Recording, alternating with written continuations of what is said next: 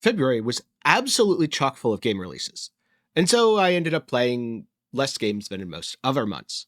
I'm not really sure why this is. Maybe I was just a little bit overwhelmed by all the choices. Maybe it's because I got really into Civilization and then I spent about 2 weeks playing nothing but Civ 7. You know, one or the other, maybe a little bit of both. But the first game I played in February is actually a game from January that I didn't quite have time to cover within that month, Eternal Strands. Now, if you want to see my full thoughts on Eternal Strands, I have a review that'll be linked up in the card and down below. You can check it out. I'm not going to reiterate stuff here. But there's one thing that I didn't cover in my review that I think is really exciting about Eternal Strands, and that is this is a new IP from a new studio, and I want to see more Strand-like games. No, not that kind. I want to see more games that blend genres in new, interesting, and unique ways.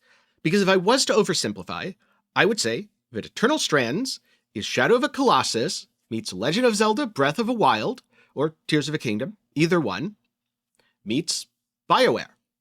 Because yes, the writing felt very BioWare to me. And I mean that in the Star Wars The Old Republic is an MMO I played with a story sort of way, where the storytelling, and especially the way each of the different characters are handled, really drew me into the world. Plus, it gets into some really dark topics. Casmond, for example, is struggling with mental illness. And instead of this being portrayed in a kind of weird, cringe, or just downright insensitive way, it's actually done really well, where it's mentioned that this is almost a religious thing, a curse. But of course, curses aren't real. Sure, magic might be real, but curses definitely aren't. There has to be another cause. So, like any other illness, it can be treated, and that's what you do as part of her character quest. And so this writing, at least to me, is the perfect example of handling a sensitive topic with the correct level of depth, respect, and maturity. In short, go play Eternal Strands, go watch my review. The game's really cool, and I want to see more like it. And then, Civilization 7 released. Now, I am a huge fan of Civilization. I've played Civilization 2, Civilization 3, Civilization Called Power, Civilization 4, Civilization 5, which is my favorite, Civilization 6, Civilization Revolution, Civ Beyond Earth. I think there's a couple other games in there that I played, the spin-offs of the weird side games, some of which are actually hilariously good. But yeah, TLDR, I've played a ton of Civ, so I'm always excited for there to be a new Civ game. And Civilization 7 is super exciting, because it does all the weird stuff that used to just be in the side games in a way that I think elevates the series. I talked about this a bit in my review. Yes, go watch it up in the card down below. But in short, it feels like the developers spent a lot of time playing all of the Civ competitors on the market and integrating aspects of each into the Civilization formula. In most cases, this works really well. In some cases, this doesn't work really well. But throughout my time playing, there was one feeling I couldn't shake. This isn't done. And no, I don't mean this isn't done in the usual Civ way, where it takes some time to refine the systems. I mean, this is lacking content. That the replayability is honestly a lot lower than I was expecting, because I very quickly got to the point where I could beat the game on deity, and then I didn't have that many unique playstyles. Sure, I could play Charlemagne instead of Xerxes, but if I'm just making a Mongol horde death ball and running across the continent, killing everything, is it really all that different? It certainly didn't feel all that different. And unfortunately, I think the big culprit here is the age system, because normally you have a huge number of civilizations. Here, you have a relatively limited number of civilizations because there's 3 different ages, each of which have their own civs.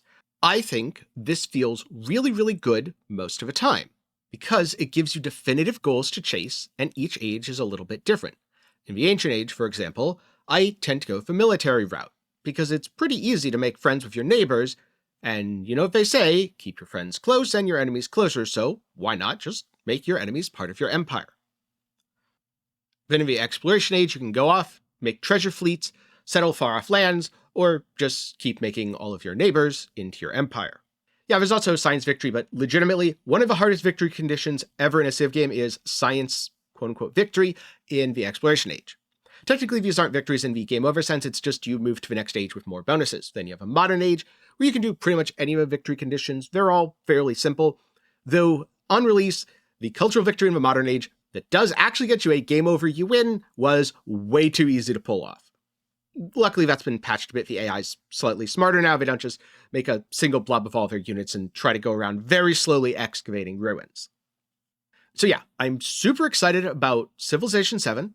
I love a lot of it, but I haven't found the replay value to be that great in comparison to past Civ games because I keep running out of Civs to play in a way that feels meaningfully different. I think part of a problem here is the ages. Another part of a problem is it feels like the game was about 6 months to a year short of being fully feature complete, so they took what they had, and then, most likely, their publisher 2K said, hey, also we need a bunch of DLC and we need to sell it sooner rather than later, so can you just take the content and cut it up into little teeny pieces and sell it alongside the game? Because we want to make 130 or so bucks from this. 70 really isn't enough. Yeah, feels pretty bad, and that's ultimately what led me to not recommend Civilization 7 in its current form. But with a few patches fixing the issues, and also I'm sure a Golden Edition or Game of the Year or whatever is going to come out with the DLC, I'm looking forward to playing more Civ 7, and I hope that in the future I am going to be recommending it, because there's a lot of cool stuff here, and honestly it feels pretty bad to say this would have been better if it had just released a year later. And then at the end of February, there was Steam Next, and as usual, I downloaded way too many demos and felt overwhelmed. So to manage this, I came up with a plan. Instead of me deciding what I was going to play, I was going to make a wheel and let it decide what I was going to play. And so I spun the wheel and started diving into some of the demos I found interesting. And I also put on an Iron Pineapple video as a little bit of fun background noise while I played the games. And the first 3 games the wheel rolled were pretty obscure titles. Now, at this point, there were a lot of obscure things on my wheel. There were also some pretty big ones like First Berserker Kazan, but because it picked the more obscure ones, and also because I was watching Iron Pineapple, I was like, wait a minute, what if I just played a whole bunch of the more obscure demos? And so that is exactly what I did. It was really fun. Some of the most fun I've had with Steam Next so far, and I made a video about it, which I'm very happy to share. So I'm probably going to be doing that more in the future. Out of all the demos I tried, my favorite was absolutely Monster Train 2, which is no surprise because Monster Train was amazing. I played it for over 100 hours, and I can't wait to play the second one. Okay, so maybe I'm a little biased on that one, but I did have fun with most of the demos I tried. The only one I didn't really like was a demo for a game called Boreas, which I thought it might be similar to Dredge or Dave the Diver, and it just felt really awkward and the gameplay was not grabbing me. I hope this trend of game demos ends up continuing. But those are all my thoughts for now. Whatever else I happen to feel like making at the time, then do be sure to get subscribed, ring the notification bell, and maybe leave a like while you're down there. You probably like the video since you made it to the end. On the other hand, if you're looking for something else to watch, check out my review of Eternal Strands, check out my review of Civ 7, or check out the recent indie games I played. It's 10 of them, and you probably haven't heard of most of them. Links to all of those will be up in the card and down below, along with what I played in December and January. For now, thank you very much for watching to the end. I'm glad you enjoyed, and I'll see you in the next one.